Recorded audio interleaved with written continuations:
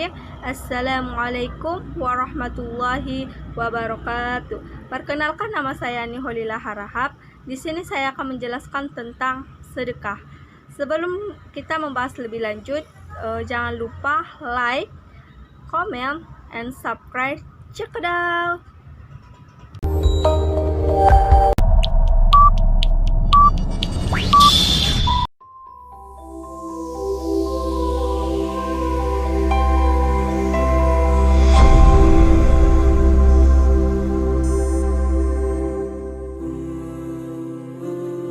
Bismillahirrahmanirrahim. Sedekah adalah pemberian yang bersifat kebaikan, baik berupa barang maupun jasa dari seseorang kepada orang lain tanpa mengharapkan suatu imbalan apapun kecuali ridho Allah. Hukum dan ketentuan sedekah sama dengan ketentuan infak. Hanya saja jika infak berkaitan dengan materi, sedekah memiliki arti yang lebih luas, termasuk yang non-material, seperti jasa, berlaku sopan, mengajarkan sesuatu, mendoakan, dan seterusnya. Sedekah didasarkan pada hukum syara dan merupakan anjuran sunnah dari agama.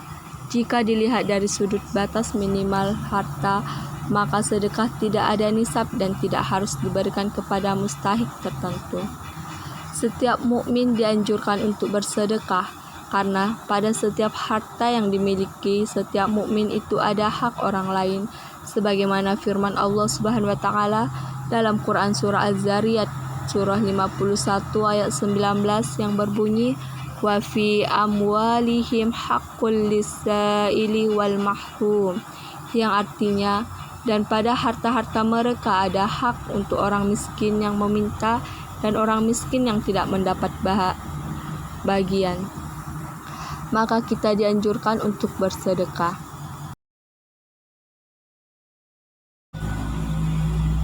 Setiap umat Islam dianjurkan untuk bersedekah dan menolong sesama.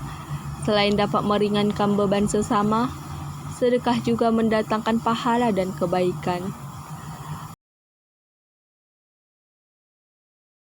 Adapun keutamaan bersedekah yaitu penghapus dosa. Sedekah bisa menghapus dosa. Nabi SAW bersabda, sedekah dapat menghapus dosa sebagaimana air memadamkan api. Hadis riwayat At-Tirmidzi. Akan tetapi, bukan berarti dosa-dosa akan terhapuskan begitu saja tanpa disertai dengan taubat dan perbuatan yang baik, seperti halnya orang-orang yang mendapatkan hartanya dari jalan yang salah atau diharamkan atau tidak halal. Harta yang diperoleh dari hasil riba tentu tidak akan dapat menghapus dosa-dosa yang dimiliki. Keutamaan yang kedua, mendapat naungan Allah Subhanahu wa taala. Di padang mahsyar, manusia akan dikumpulkan dengan posisi matahari begitu dekat dari ubun-ubun.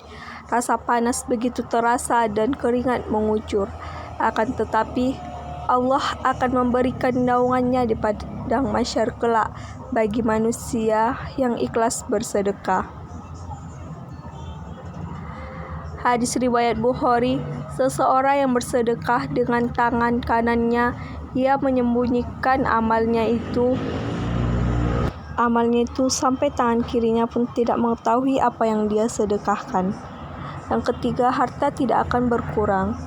Dengan bersedekah, harta kita tidak akan berkurang, tetapi harta kita akan bertambah. Jangan takut untuk bersedekah, karena sedekah itu adalah pembuka rezeki. Allah Subhanahu wa taala telah berjanji, sesungguhnya orang-orang yang membenarkan Allah dan Rasul-Nya, baik laki-laki maupun perempuan, dan meminjamkan kepada Allah sisipan yang baik, niscaya akan dilipat gandakan ganjarannya. Yang keempat yaitu pintu surga akan terbuka. Dengan bersedekah, pintu surga bagi kita akan terbuka. dikarenakan kita itu dapat membantu orang lain dengan yang kesusahan. Wahai hamba Allah, kemarilah untuk menuju kenikmatannya. Jika mereka cari golongan orang-orang yang suka mendirikan sholat, ia akan dipanggil dari pintu sholat. Yang berasal dari mujahid, maka akan dipanggil dari pintu mujahid. Yang kelima, terhindar dari siksa kubur. Dengan bersedekah, kita akan terhindar dari siksa kubur. Tetapi kita akan melihat sedekahnya halal atau haram. Hadis riwayat Tabrani, sedekah akan memadamkan api siksaan di dalam kubur. Maka marilah kita bersedekah dengan ikhlas. Keenam, yaitu terhindar dari neraka. Dengan bersedekah, kita akan terhindar dari siksaan api neraka, yang dimana di waktu dunia kita juga menolong orang-orang yang membutuhkan kita. Jauhilah, hadis riwayat Bukhari dan Muslim, jauhilah api neraka walau hanya dengan bersedekah sebiji kurma. Jika kamu tidak punya, maka bisa dengan kalimah thayyibah. Tidak hanya dengan uang kita bersedekah, tetapi dengan kalimat yang baik juga merupakan sedekah, yaitu kita mengurangi beban orang lain dengan perkataan yang baik agar memotivasi bagi mereka untuk tidak menyerah. Oleh karena itu, marilah bersedekah. Adapun macam-macam sedekah yaitu yang pertama yaitu tasbih, tahlil, dan tahmid. Dari Aisyah radhiyallahu anhu bahwasanya Rasulullah SAW berkata bahwasanya diciptakan dari setiap anak cucu Adam 360 persendian. Maka barang siapa yang bertakbir, bertahmid, bertasbih, beristighfar, menyingkirkan batu, duri, atau tulang dari jalanan, amal makruf nahi mungkar, maka akan dihitung sejumlah 360 persendian, dan ia sedang berjalan pada hari itu, sedangkan ia dibebaskan dirinya dari api neraka. Hadis riwayat Muslim. Yang kedua, bekerja dan memberi nafkah pada sanak keluarganya. Sebagaimana diungkapkan dalam sebuah hadis dari Al-Miqdan bin Maqdi Karib Al-Jubaidi radhiyallahu anhu, dari Rasulullah Shallallahu Alaihi Wasallam bersabda, tidaklah ada satu pekerjaan yang paling mulia yang dilakukan oleh seseorang daripada pekerjaan yang dilakukan dari tangannya sendiri, dan tidaklah seseorang menafkahkan hartanya terhadap diri, keluarga, anak dan pembantunya, melainkan akan menjadi sedekah. Hadis riwayat Ibnu Majah. Ketiga, sedekah tidaklah mengurangi harta. Sedekah tidaklah mengurangi harta. Sebagaimana Rasulullah SAW bersabda, sedekah tidaklah mengurangi harta. Hadis riwayat Muslim. Meskipun secara bentuk harta tersebut berkurang, namun kekurangan tadi akan ditutupi dengan pahala di sisi Allah dan akan terus ditambah dengan kelipatan yang amat banyak.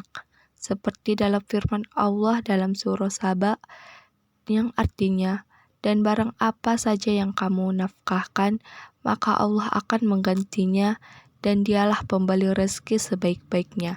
Quran surah Saba ayat 39. Baiklah, tadi kita membahas tentang macam-macam sedekah. Sekarang kita akan membicarakan apa itu hikmah bersedekah. Yang pertama, menunjukkan sifat taat dan patuh atas perintah Allah. Yang kedua, sebagai ungkapan rasa syukur kepada Allah atas segala nikmat yang telah dikaruniakannya.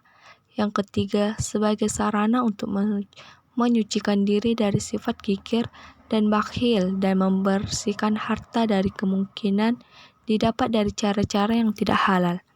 Yang keempat, sebagai sarana mendidik manusia bahwa harta bukanlah tujuan utama hidup, melainkan sebagai amanah dari Allah untuk dipergunakan sebagai sarana beribadah kepadanya.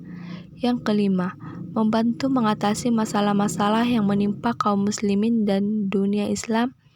Yang keenam, membantu mengatasi masalah kesenjangan sosial ekonomi.